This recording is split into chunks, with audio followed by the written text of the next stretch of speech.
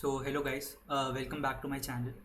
And right now, okay, I recorded this entire video, and there was no audio in that, and that is the reason why I have to again record it. And I'm really sorry for not updating or posting regularly. So the thing was, I was having my exams going on, and that was the reason why I couldn't make videos or edit them. So let's start. Okay, so as I told you, right, I have already solved this question, so this is the second time I'm solving it. So this will be like a little bit quicker. So let's just head on to it. So the question today that we'll be solving is basically our maximum unsorted, basically something like that, maximum unsorted subarray. Okay, so we'll be solving this maximum unsorted subarray.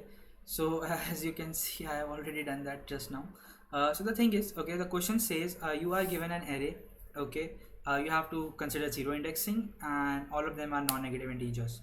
So now we have to find the minimum subarray a of L to a of R, so that if we sort that subarray, then the whole array should get sorted. Okay, cool, it's easy. Okay, so the thing is, they are just asking us to find a subarray that if we sort that subarray. Cool, so now you guys know that what all I do. Cool, so as you can see, I just now covered that thing. Okay, let's again do that. Okay, so the basically the question is asking us that suppose if I have an array. So now suppose this is my array, I have all these elements, so it is just asking me to find an L and an R so that I can sort this entire thing. Okay, so that I can sort this entire array in ascending order. Okay, so for something to be in ascending order, what is the thing, like you should start from small and then go towards high, the greater value, right?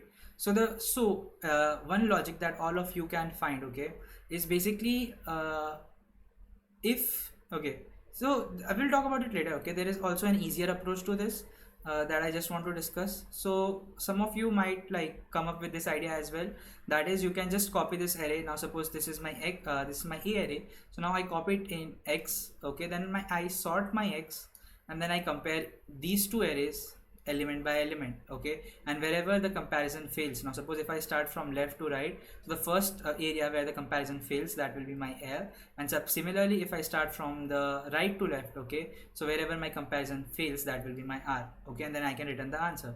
So that is also an solution, but the thing is, over there you will have O of, like, you will be using n extra space, as well as your complexity will be n log n.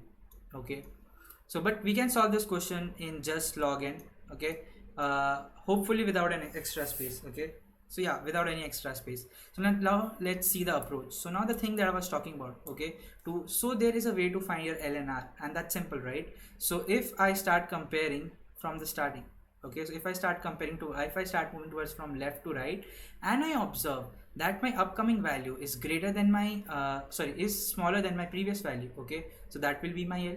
Why? Because what will happen, this line will get broken, right? So it will become something like this. Okay, so we have to just find this point. Now that point, so basically for that, what I will do is, if my a of I is greater than my a of I plus 1, if that's the case, okay, if that is the case, then in that scenario what I will do is, my L will be equal to I, and I will break. Okay, now coming from left to right. Okay, so coming from here to this step, from right to left. Now in that scenario, what will basically happen, if suppose my upcoming value, okay, if my value over here is greater than my current value, in that case I have to break. Okay, so that is the thing. So now the thing for that is, if my a of I is smaller than my a of I minus 1, if that's the case, my R is equal to I, and I will break over there. Okay, so this is the first two conditions that we have. So I got my L and I got my R. Okay, but that's not enough. Reason being, like, most of you might have been like stuck over here, and the thing is, okay, so now suppose if you see 1, 11, then maybe I have 13, 12. Okay, then I have 6, I have 14 and 15. Okay, and then maybe something. Okay, just like, let it be like this for now. So now the thing is, if I move, okay, if I go, so what I will basically observe is, this will be my L. Okay, and my r will be actually be nothing. Okay, so it will be up till that point.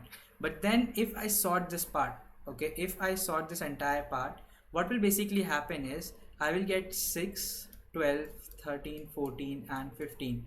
But the thing is I have a element 1, okay, in the starting, and this array is not sorted in ascending order now, okay, even after following all the steps. So the additional steps that we have to do is basically we have to find the minimum element, okay, so I call it as minimum L, so the minimum element and the maximum R element, okay, because this case might arise from the right hand side as well, okay, so you have to find the minimum L and the maximum R, and then we will be comparing it, okay. So over here, like, I will quickly just guide you through because I am not in the mood of writing the code again. So basically I have created an vector that's an answer inside which I will be pushing my values, okay, because I have to return a vector. Now what we basically do, as I said, we move from left to right, okay, and then what we do is as soon as I get my current element greater than my upcoming element, I just break, okay. Similarly, if I'm moving from right to left, okay, if I observe that my current value is less than the upcoming value, what I do, I just break and save that R, okay. Now over here you can see I have initialized my minimum and maximum values, so my minimum L and maximum R, so my minimum L is int max and my maximum R is int minimum. Now what I do is I just iterate in between L and R, and I just get the minimum value inside it in my L part and the maximum value inside it in my R part.